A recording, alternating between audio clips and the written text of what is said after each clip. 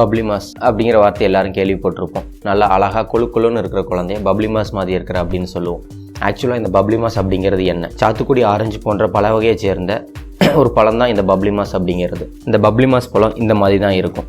இது ஒரு சின்ன சைஸான பப்ளிமாஸ் பழம் தான். ஆக்சுவலான பப்ளிமாஸ் பழம் ஒரு ஃபுட்பால் சைஸுக்கே இருக்கும். நமக்கு இந்த சைஸில் தான் பழம் கிடச்சது. ஸோ இதோட சைஸ் என்ன அப்படிங்கிறது உங்களுக்கு தெரியணுங்கிறதுக்காக பக்கத்தில் கம்பேர் பண்ணுறதுக்காக ஒரு ஆரஞ்சு பழத்தையும் வைக்கிறேன். ஸோ இப்போ பார்த்தீங்கன்னா தெரியும், இந்த ஆரஞ்சு இது ஒரு நார்மலான சைஸ் ஆரஞ்சு. இந்த ஆரஞ்சு பக்கத்தில் இந்த சின்ன பழம் இருக்கிறப்ப இது எவ்வளோ பெருசு இருக்குன்னு உங்களுக்கு தெரியும் ஒரு ஆக்சுவல் சைஸ் என்ன அப்படிங்கிறது.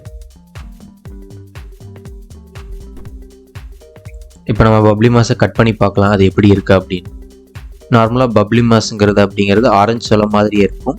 பட் அதை சுற்றி உங்களுக்கு லேயர் ரொம்ப ஒரு ஸ்பாஞ்ச் மாதிரியான ஒரு லேயர் ரொம்ப திக்காக இருக்கும். அதை ஃபுல்லாக உரிக்கிறது கஷ்டம். ஸோ அதனால் நான் ஃபுல்லாக முடிஞ்ச அளவுக்கு அதை நான் கட் பண்ணி எடுத்துக்கிறேன். இப்போ நான் உரிச்சதுக்கப்புறம் உங்களுக்கு 2 ஆரஞ்சு சொலையும் அந்த பப்ளிமாஸும் எப்படி இருக்குது அப்படிங்கிறத நீங்கள் பார்க்கலாம். இப்போ அந்த பப்ளிமாஸை உரித்து பார்க்கலாம். பப்ளிமாஸ்லேருந்து நான் ஒரே ஒரு சொலையை மட்டும் எடுத்து காமிக்கிறேன். அது எப்படி இருக்குது, அது ஆரஞ்சு சொலையை கம்பேர் பண்ணும்போது எப்படி இருக்குது அப்படின்னு பாருங்கள். ஸோ ரெண்டுமே ஒரே மாதிரி தான் இருக்கும் பார்க்கறதுக்கு. ஒரு பெரிய ஆரஞ்சு சொலை மாதிரி தான் இருக்கும். உங்களுக்கு டேஸ்ட்டும் கிட்டத்தட்ட அந்த மாதிரி தான் இருக்கும்.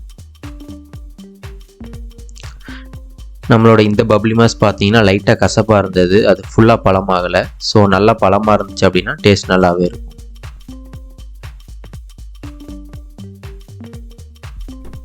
ஓகே, இப்போ இந்த பப்ளிமாஸ் பழம் எப்படி இருந்தது அப்படிங்கிறத பார்த்தோம்.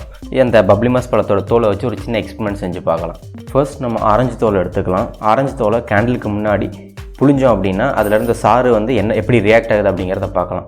ஆரஞ்சு தோல் இருக்குது கேண்டிலுக்கு முன்னாடி. நான் இப்போ அதை ஸ்க்வீஸ் பண்ண போகிறேன். ஆரஞ்சு தோலில் டி லெமனே அப்படிங்கிற ஒரு ஆயில் இருக்குது. நம்ம ஆரஞ்சு தோலை கசக்கும் போது அந்த ஆயில் நெருப்பில் படும்போது அதுதான் தீப்பிடிச்சி எரியுது.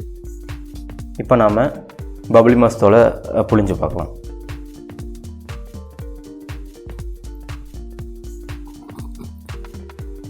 பப்ளிமாஸ் பழத்துலேயும் அந்த டி லெமனே அப்படிங்கிற ஆயில் இருக்குது. இது ஹைலி ஃப்ளேமபிள். அதனால தான் நம்ம அந்த பழத்தை நெருப்பு முன்னாடி வச்சு கசக்கும் போது அதிலிருந்து தீப்பொறி மாதிரி வருது.